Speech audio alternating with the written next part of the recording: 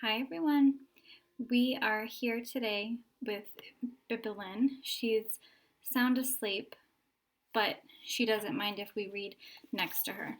We are on chapter 19, page 87, The Inventing Room, Everlasting Gobstoppers, and Hair Toffee. When Mr. Wonka shouted, "Stop the boat!"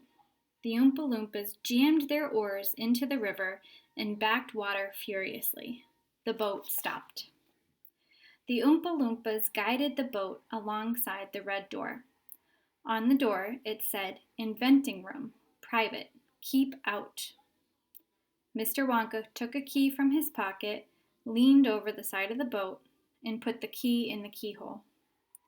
"This is the most important room in the entire factory," he said. "All my most secret new inventions are cooking and simmering in here.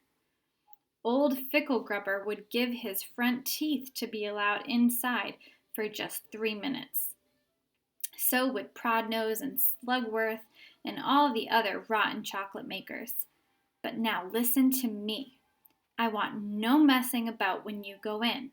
No touching, no meddling, and no tasting. Is that agreed?"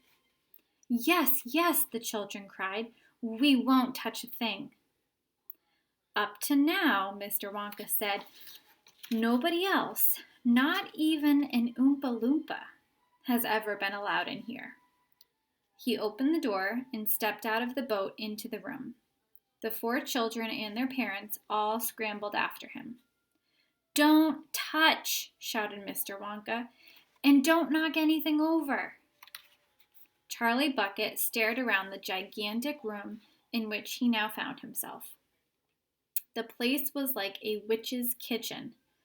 All about him, black metal pots were boiling and bubbling on huge stoves, and kettles were hissing, and pans were sizzling, and strange iron machines were clinking and spluttering, and there were pipes running all over the ceilings and walls, and the whole place was filled with smoke and steam and delicious, rich smells. Mr. Wonka himself had suddenly become even more excited than usual, and anyone could see that this was the room he loved best of all. He was hopping about among the saucepans and the machines like a child among his Christmas presents, not knowing which thing to look to at first. He lifted the lid from a huge pot and took a sniff. Then he rushed over and dipped a finger into a barrel of sticky yellow stuff and had a taste. Then he skipped across to one of the machines and turned half a dozen knobs this way and that, and then he peered anxiously through the glass door of a gigantic oven, rubbing his hands and cackling with delight at what he saw inside.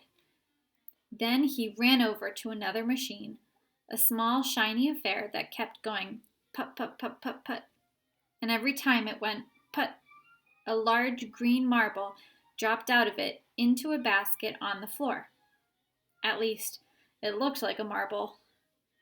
"Everlasting Gobstoppers!" cried Mr. Wonka proudly. "They're completely new.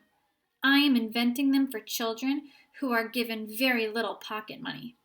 You can put an everlasting gobstopper in your mouth, and you can suck it and suck it and suck it and suck it and suck it, and it will never get any smaller."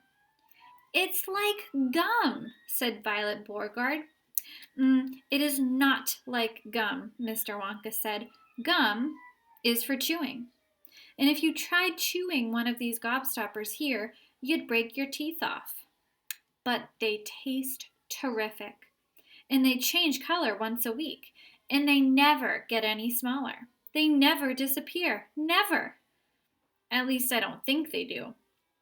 There's one of them being tested this very moment in the testing room next door. And Oompa Loompa is sucking it. He's been sucking it for very nearly a year now without stopping, and it's still just as good as ever. Now, over here," Mr. Wonka went on, skipping excitedly across the room to the opposite wall, "over here I am inventing a completely new line of toffees." He stopped beside a large saucepan. The saucepan was full of thick, gooey, purplish treacle, boiling and bubbling.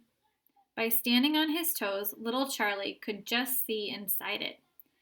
"That's hair toffee," cried Mr. Wonka. "You eat just one tiny bit of that, and in exactly half an hour a brand new, luscious, thick, silky, beautiful crop of hair will start growing out all over your head, and a mustache, and a beard." "A beard!" cried Veruca Salt. "Who wants a beard, for heaven's sake?" "It would suit you very well," said Mr. Wonka, "but unfortunately the mixture is not quite right yet. I've got it too strong. It works too well. I tried it on an Oompa Loompa yesterday in the testing room, and immediately a huge beard started shooting out of his chin, and the beard grew so fast that soon it was trailing all over the floor in a thick, hairy carpet. It was growing faster than we could cut it. In the end, we had to use a lawnmower to keep it in check. But I'll get the mixture right soon. And when I do, then there'll be no excuse anymore for little boys and girls going about with bald heads." "But Mr. Wonka," said Mike TV, "little boys and girls never do go about with—" "Don't argue, my dear child. Please don't argue," cried Mr. Wonka. "It's such a waste of precious time. Now, over here, if you will all step this way, I will show you something that I am terrifically proud of. Oh, do be careful. Don't knock anything over. Stand back." Say bye, Lynn. Bye, Lynn. She's sound asleep.